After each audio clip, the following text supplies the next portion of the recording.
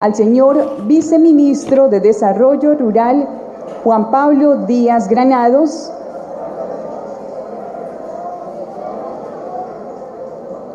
Agradecemos su participación. Bienvenido, viceministro. Muy buenos días.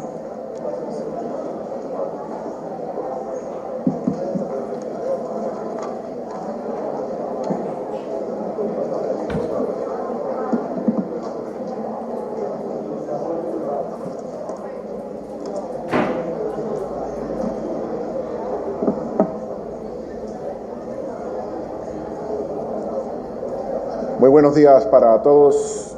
los presentes. Formal la presentación que hemos preparado para esta mañana y para este importante evento. Agradecer a Foro Semana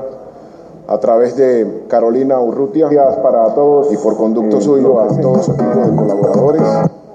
Por supuesto al presidente del Honorable Senado de la República y copartidario, senador Mauricio Liscano. Igualmente a los senadores Jorge Eliezer Prieto, Nora Estela Tobar, senadora Maritza Martínez, al señor gobernador del Casanare, el doctor Alirio Barrera, a su señora esposa Marisela Duarte, al señor brigadier general Luis Danilo Murcia, al coronel de policía Raúl Pardo, a la alcaldesa encargada de Yopal, Luz María Cardoso Solano,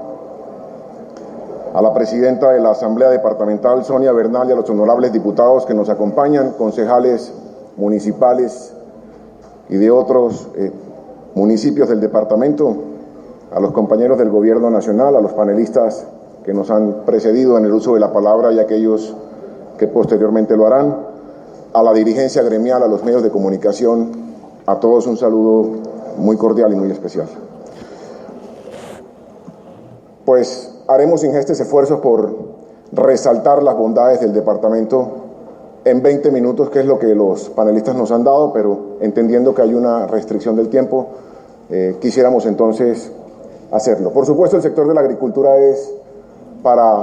no solamente para este departamento Casanare, sino para gran parte del territorio nacional, como quiera que está compuesto, cerca del 65% del territorio es rural, pues la agricultura se convierte en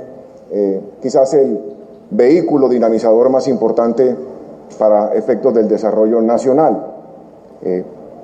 Me parece importante que comencemos hablando un poco del diagnóstico, y para hacer el diagnóstico voy a valerme de dos diapositivas, una de las cuales es esta, que ilustra un poco algunos de los tantos indicadores que el Censo Nacional Agropecuario ha arrojado con ocasión de la actualidad en la que se encuentra el sector rural. Verán ustedes entonces que el 84% de la población censada ruralmente en Colombia admitió nunca haber tenido acceso a maquinarias y equipos. Para el departamento del Casanare, un 61% de los encuestados respondió de esa manera. La SUPA, mencionaba algún panelista, un dato que me parece importante. Las unidades de producción agropecuarias de este país, el 70% de las unidades de producción agropecuarias de este país está concentrado en menos de 5 hectáreas. Lo cual ya va dando una indicación y una noción muy precisa de que este es un país que tiene seria vocación a la agricultura familiar. Lo que pasa es que hemos tratado de subestimarla o diezmarla como si eso fuera ya el pequeño agricultor, pero en volúmenes lo que habría que decir es que es la agricultura familiar la que está entregándole al país unos componentes de productividad que sumados darían mejores rendimientos si tuviéramos los elementos de competitividad para lograrlo. Pues bien, en Casanare el 93% de esas UPAs, por ejemplo, jamás han tenido acceso a riego. Ahora que se mencionaba en el panel el de riego, que por demás yo estuve muy tentado a subirme al panel, casi que colocando una silla ahí, pues sin haber sido invitado, porque es tan complejo el tema del agua y el tema del riego para el sector agrícola, que esos temas que ustedes han tratado en el panel, para nosotros sí que cobran especial vigencia, y trataré de hacer algunos comentarios en adelante. Los productores, el acceso en Casanare que han tenido, digamos, asistencia técnica, el 70% de los productores manifiestan no tener asistencia técnica. En últimas, lo que quiero significar es que el Censo Nacional Agropecuario es una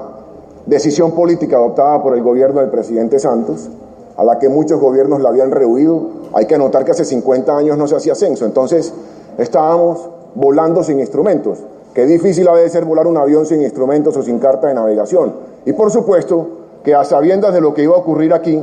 porque instintivamente conocíamos algunos indicadores, teniendo este instrumento científico, midiendo diferentes aspectos y componentes de la ruralidad colombiana en todas sus dimensiones, pues es mucho más asertiva la formulación de la política pública en un momento determinado. Primer documento, Censo Nacional Agropecuario 2013.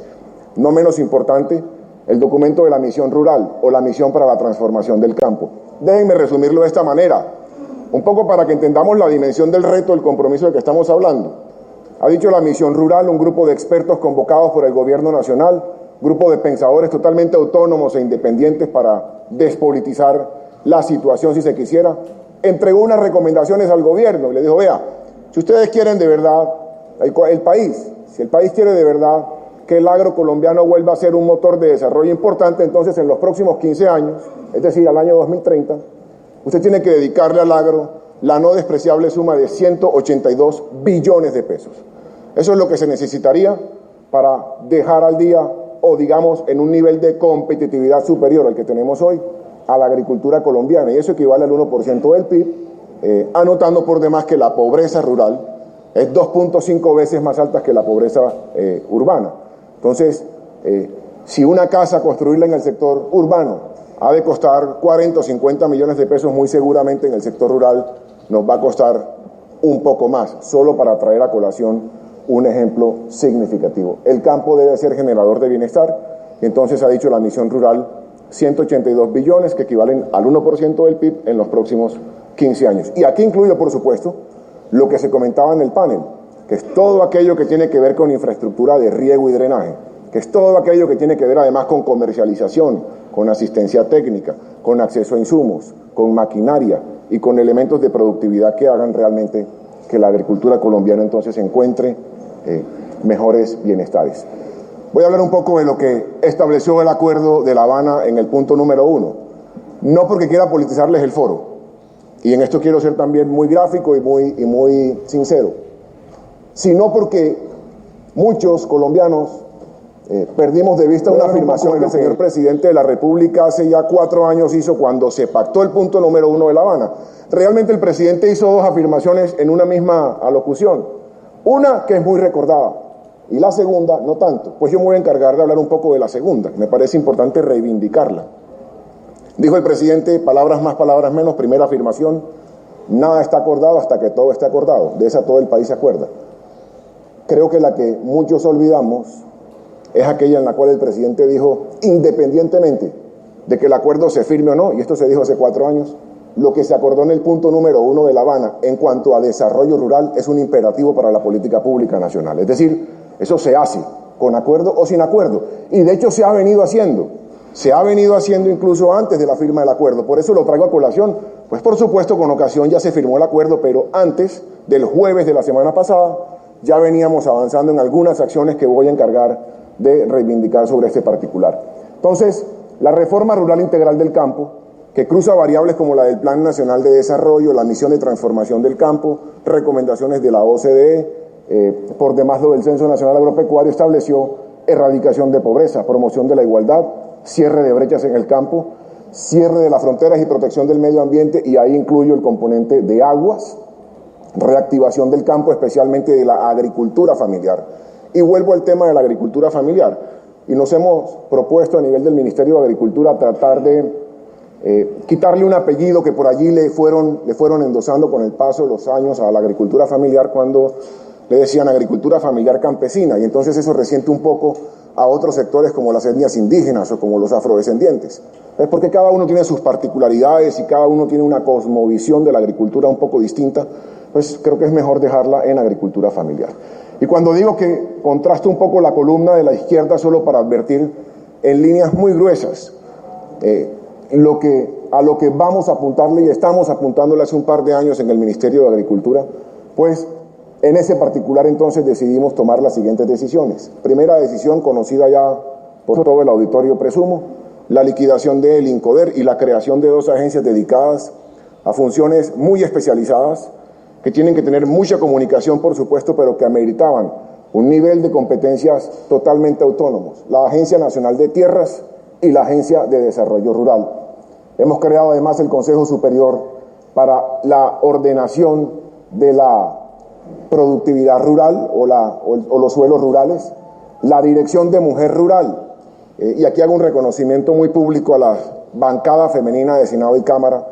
sobre todo a las señoras senadoras que nos acompañan hoy, porque han sido las creadoras, impulsoras, promotoras y madres de esa Dirección de Mujer Rural, un poco reflejando lo que Ricardo decía en el Acuerdo de La Habana, pero sepa, Ricardo, que los colombianos en su gran mayoría, incluyendo quienes estamos dentro del gobierno al nivel de viceministerios, solo hasta el viernes conocimos los acuerdos en su totalidad, solo hasta el viernes. Lo que quiero reivindicar es que las señoras senadoras venían trabajando en esto con acuerdo o sin acuerdo, y ellas me habrán de dejar por falsos si eso no es así. Lo que quiero significar es que además la mujer rural comienza a cobrar una visibilidad para el campo colombiano que no tenía al día de hoy, y el compromiso es que el día 4 de octubre esté nombrada en ese cargo la persona que habrá de ocupar la Dirección de Mujer Rural. Bien, y así una serie de ajustes normativos, y solo me voy a detener en dos para no agotar el tiempo en esta diapositiva. Vivienda de interés social rural, que sufrió una modificación importante el año inmediatamente anterior con el decreto 1934, pasando de una vivienda de 36 metros cuadrados a una vivienda rural de 55 metros cuadrados y por ende a un mejor subsidio y unas mejores condiciones de habitabilidad del territorio. Y la estrategia de pares, que fue una estrategia de descentralización de recursos, que permitió que el año inmediatamente anterior, 2015, la agricultura colombiana mostrara tres indicadores que me parecen poderosos, los más positivos en toda su historia en materia de mayor empleabilidad, o si se quiere leer de otra manera, menor tasa de desempleo en el campo, mayor aporte al Producto Interno Bruto Nacional y mayor participación en el renglón de las exportaciones. Los pilares de la reforma lo que pretende es una política de acceso integral a tierras con una nueva institucionalidad, pero además con un nuevo modelo o un nuevo paradigma para poder hacer un poco el proceso de formalización y de acceso a tierras. Otro de los panelistas hacía mención de la importancia de la formalización del territorio y a partir de la formalización del territorio poder entonces generar una serie de beneficios a los pobladores rurales. Comprendemos y entendemos de qué nos está hablando y precisamente para ello fue que se creó la Agencia Nacional de Tierras.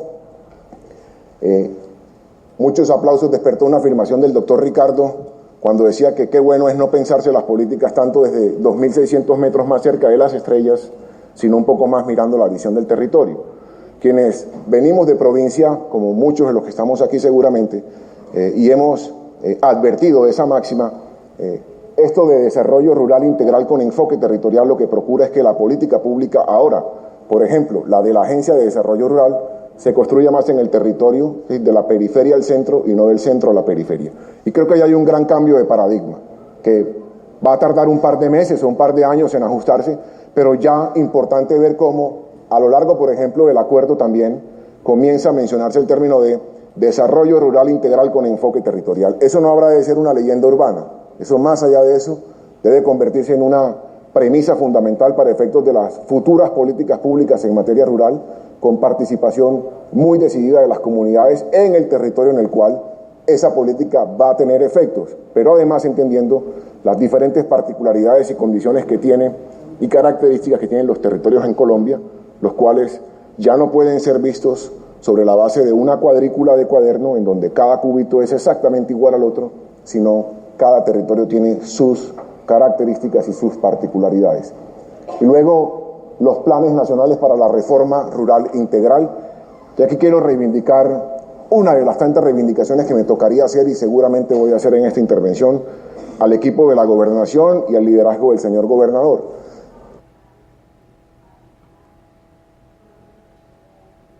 Uno, si coge el plan de desarrollo del señor gobernador, y no lo digo porque esté el gobernador acá o su señora, ni porque yo quiera colocar música en los oídos de él, pero nos llamó poderosamente la atención que un gobernador comenzara el plan de desarrollo en el capítulo agropecuario por el hecho de decir decididamente que necesita ordenar el territorio en materia de productividad. Y eso me parece fundamental, y nos parece tan fundamental que hemos decidido apoyar al señor gobernador en esa iniciativa, y la Unidad de Planificación Rural Agropecuaria UPRA está colaborando muy de cerca con el ordenamiento productivo del territorio en Casanare.